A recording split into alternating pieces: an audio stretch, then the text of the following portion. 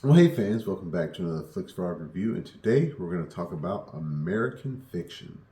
So, American Fiction is a black comedy drama directed by Cord Jefferson, starring Jeffrey Wright, Issa Rae, uh, Sterling K. Brown, Tracee Ellis Ross, Adam Brody, many other names pop up in here, and it's about this very hyper intelligent black writer who is tired of his books not selling, and like these big publishing houses always go for what he considers like crappy black stories about pregnant black women and drug dealers and getting shot by the police. So as a joke, he writes one of those crappy books himself, and it becomes a hit. And it's pretty funny. It's pretty funny. And Jeffrey Wright, this guy can act his ass off. It is fantastic just watching him on the screen.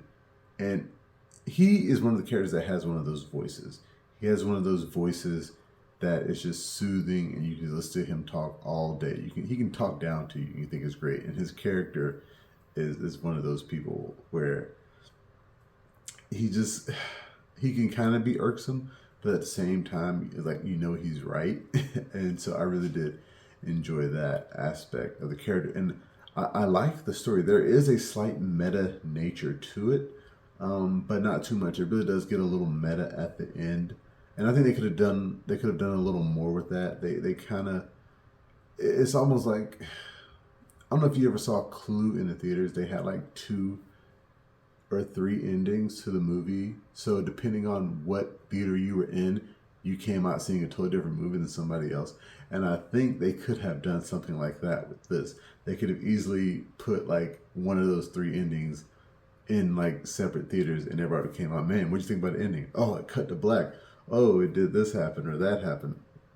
But they kind of add that into the movie, and I think that it was a nice touch at the end. The acting is great, and I don't want to call this an Oscar bait movie. It definitely is, but it definitely has that, you know, checking the boxes for the Oscar. If there's a gay character, somebody dies, there is a lot of characters of color, and yes, they are checking all those boxes. But I would find, like, for me, like, I recently reviewed Rustin, and that movie also checked all those Oscar boxes, but for some reason I feel like this one was a little bit better, just a little bit. And it just, I don't know, worked to my sensibilities. And there are some character interactions that I wish they had gone a little bit more into. They should have delved deeper into a relationship with Issa Rae's character, Centaur Golden, and Jeffrey Wright's character, Monk. Like, when you watch the trailer, you would think they would interact more. They interact a little bit, and I would have liked to have seen more between them. Sterling K. Brown's character, he plays Clifford Ellison, who is Monk's younger brother, and they have a tumultuous relationship. He has a tumultuous relationship with his entire family because he's so distant, and they really do go into that. And I do. They have a brotherly relationship that I think works well. Their chemistry definitely feels like brothers who fight and get on each other's nerves, but still love each other to death. And I really enjoyed that aspect of the film a lot. Sterling K. Brown is someone who I've seen since Supernatural, and he is just a phenomenal actor as well. And he is in fantastic shape. This man can't keep his shirt on, and he deserves it.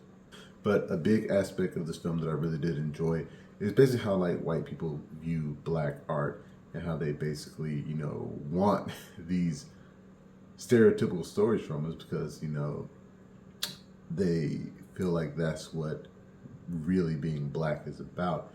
And there's some kind of like inner guilt about, making sure these black voices are heard, even though it's not always like the best voice.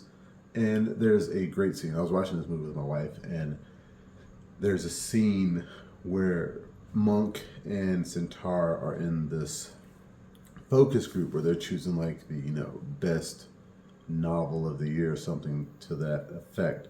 And they really want to go with this terribly written book about, black people. And white people are eating it up. They love it. They think it's great literature. But Centaur and Monk are like, no, this is awful. We shouldn't vote for this as number one. It's terrible.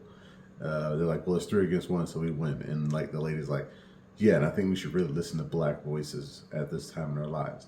So my wife's like, that's very ironic because you got the 2 black people in the room telling the white people, hey, we shouldn't do this, and they're not listening to them at the same time while telling them they should be listening to black voices right now. That is how you write a line. And I'm pretty sure this is based off of the book by Percival Everett, Erasure. And I think all of this is almost directly translated from the book. And it worked well. I really did enjoy it. In terms of a score, I'm going to give it a decent 8 out of 10. I think if you it's kind of a slow burn, but it is enjoyable. And one more thing that I really did enjoy. Erika Alexander, who played Maxine on Living Single, shows up in this movie. And I just loved it. I loved seeing her. It was great. There's nothing more than that. She's a phenomenal actor still, and I just love seeing her face. They do something strange to her character in it. I'm not going to give it away, but I want a little more from that. Like, what happened? So, yeah. Thank you very much for joining me for this review. Remember, you can watch the full video on YouTube and the website flipfrogllc.com/flixfrog. And you can find us on Facebook, Instagram, Twitter, and Reddit. And please, pretty please, make sure you like, share, and subscribe. Subscribe to the YouTube channel, Facebook page, anything and everything Flipfrog, Flixfrog, Flipfrog Books. Make sure you subscribe. And until next time, I'll be seeing you.